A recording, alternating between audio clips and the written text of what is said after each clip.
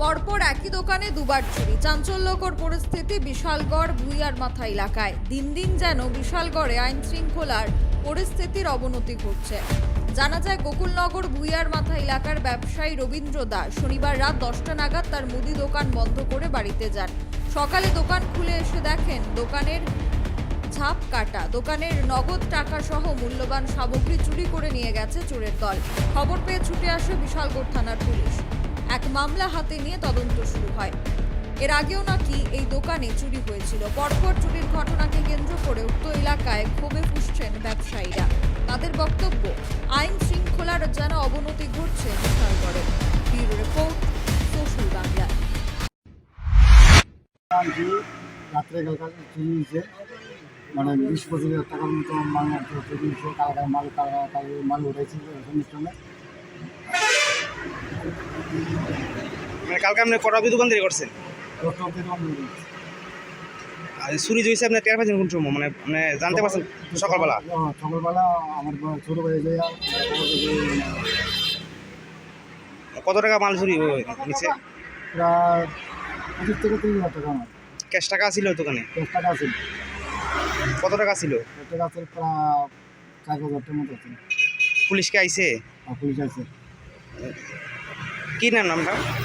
রবীন্দ্রনাথ। আপনার দোকানটা কোন জায়গায়? বিহার মাথা।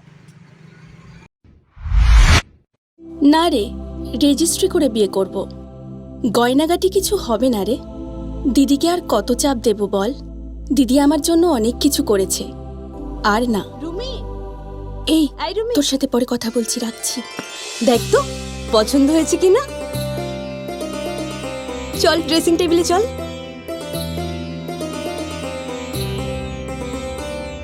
দিদি তুই পছন্দ হয়েছে?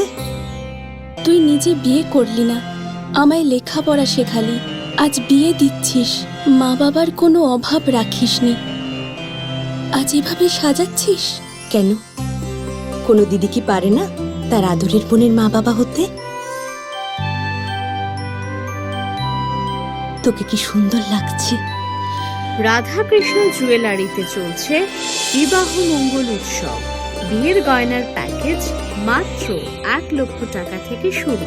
প্রতি বিয়ের গয়নার প্যাকেজের মজুরিতে থাকছে 15% ডিসকাউন্ট এবং ফ্রি ইন্স্যুরেন্স।